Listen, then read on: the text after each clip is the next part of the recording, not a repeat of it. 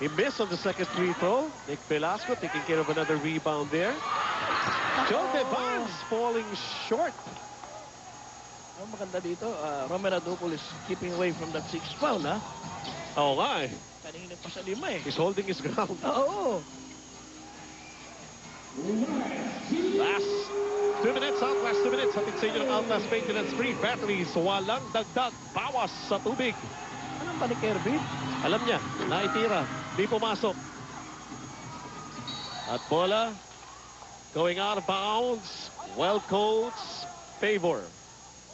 Pwede pa ito. 20 rebounds sa conference high. A new one para kay Nick Velasco. Pero sabi niya, my rebounds can't win ball games. Puntos. Yun, ang binibilang rito. Pero yung mga kampi naman niya gumawa eh. Exactly. Pero kumbaga, sabi niya, what if? Gumawa rin ng average ng yung 18 usual points, output niya. Usual output ni Nick Velasco. Yun ang nagkulang dito sa Wellcoat. But all is not yet lost. Dahil mahaba pa to eh. 7-point lead ang inaalagaan itong Pure Foods TJ Giants. Aba. Joe Devans. Do they need a 3? They need a basket for one thing. Meron yatang nanulak dito. And a well-coached player pa ang nahuli rin. Raimundo will be taking 2 free throws. Nasa penalty na rin itong well-coached Dragons. Ryan Aranya yung natawagan ng foul that time. Kirby Raimundo, nasa free throw line, meron ng 22 puntos para dito kay Kirby Raimundo. King of the world. Raimundo eh. Oo nga eh. Di ba? Isa naman King James. Oo. Giants sila. Giants. So, Sablay ko ng free throw ni Kirby Raimundo. Second free throw is in, stretching the lead of Pure Foods to 8. Roland Bagyon's up against Chico Lanete. Nick Velasco. Bang! Diatres. They needed that. Nick Velasco has found himself struggling in this ball game. Only his 7th point. Pero yun yung leadership. Yun Exactly. yung leadership. Kung kailan kailangan, doon ka magde-deliver. Leadership by example, sabi nga niya kanina in an interview. And this is just a 5-point game, 82-77. Pure Food still has the lead. Okay, ang hinahanap natin ngayon, ito yung hinahanap natin ngayon. Kurt, tingnan mo kung may handoff ka. Kung wala, dito ka na-atake, Kurt. Okay, dito ka na-atake. Pag umatake kang ganon, mag-post ka lang. Kunyari may handoff tayo, stop. Swing the ball, okay? Kirby Raimundo, first option ba? Oo. Kala ko pag natanggap ni Kirby, alis na sila. Hindi pa tapos eh. Hindi pa tapos. Hindi pa tapos eh. 1 minute 29 eh. Ma-technical sila noon eh, di ba? Ayan, makikita ninyo, bagong conference high when it comes to rebounding. Ito si Nick Velasco, 20 rebounds. Of course, yung output niya, 7 points. He just knocked in a 3-pointer earlier to bring down the lead nitong Pure Foods. Down to 5 points. 82-77. This is a game between two teams na worst record sa Cuneta Astrodome last season. Ganun ba? Second worst pa. sa Pure Foods. The worst. Etong Welco. Oo. Well eh, kasi naman last year, ilan lang panalo ng Wellcoat eh. Oo nga eh. So sayang ha, maagaw sana nitong si Rob Wainwright yung bola, couldn't control it. Lubas ang sideline. Hindi nasunod yung play eh, no? Raimundo was well covered. Chico Lanete, ito ngayon. We'll have to figure out a way here. Bigyan mo na kay James Shop. Oo. Ito na, James Shop firing away. Short! Tanto si Romel Adukol sa ilalim. Oh, that's big, ano? Loose ball foul against J.R. Reyes. J.R. Reyes natawagan ng foul doon. At fresh 24 seconds shot. Actually, 2 free throws to eh.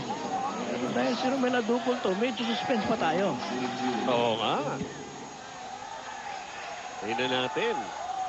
Pressure pack free throws, although they lead by 5. Hindi siya suspense eh. Romel Adukol. So, sablay sa kanyang unang free throw. Itong si Romel Adukol. One more free throw for the General. Pwede na rin yun. Oo. Kasi kung dalawang pumasok, maganda yun. 3 possession ball game eh. Exactly. 83-77, 6 lamang. Ito lamang na Pure Foods. Froilan Bagyon. Tumira ng 3. Froilan Bagyon off the mark. Rob Wainwright. Offensive rebound. Pero puro mga nakaputi ron. Huli! Ilang pausa ba si Adukol? 5. Ba't sumusupalpal pa? Mga nakalimutan niya na. Nakalimutan niya na. Okay lang, di ba?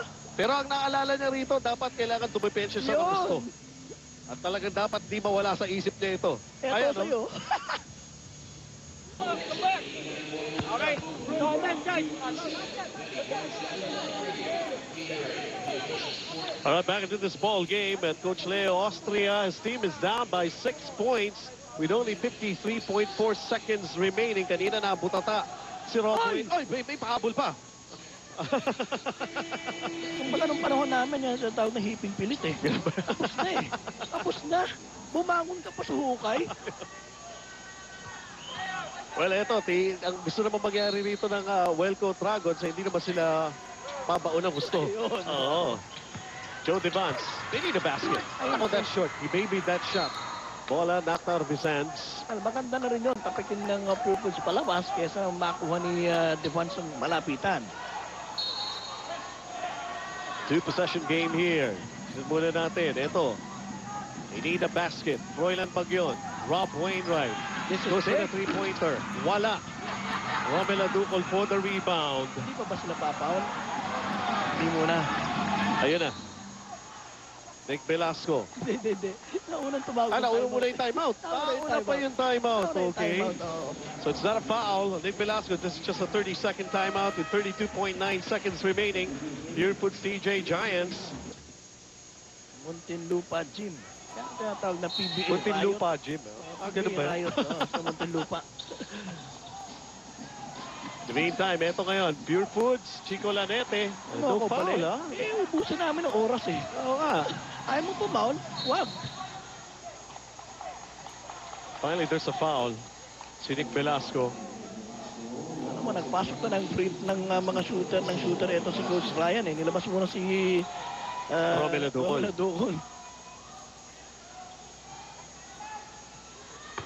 And Peter Jun Simon making this a 3-possession game. Only 22.7 seconds remaining. Lamang ng 7 ang Pure Foods. Ngayon ay 8 na. Lumalabo na. Saan ang well coach? Well, tignan natin, 22.7 seconds remaining. Down na ba si Joe Devance? This game is not yet over. 85-77, Pure Foods. Back-to-back victories over Coca-Cola and Barangay Ginebra. And talking about Barangay Ginebra, yun ang next assignment naman ng Pure Foods. Also, this coming Sunday. Long 3. Won't go para kay Joe Devance. Kapal pa ba? Di na. Huwag na. Paul pa. Tumaul pa. Paul pa. Ay, nagkabaliktad na yung F at saka pico rito. Oo nga eh. Kasi dapat pagka ganito inisip ko na yung quotient eh. Wala na to eh. Wala na siya eh. Well, of course, signs of frustration na rin on the part of well coach, especially Rob Wainwright. Kumbaga, iniwanan sila nung kanilang outside shots. Yun. That's when they needed it the most, di na eh. James Sharp sizzling in the fourth quarter. That is 17th point in the fourth quarter. Pinapaganda pa ni James Sharp yung kanyang numero rito. Well, most probably have found out he's just number 2 in scoring. Okay lang, number 1 naman yung team niya eh. Ano problema doon, sabi niya.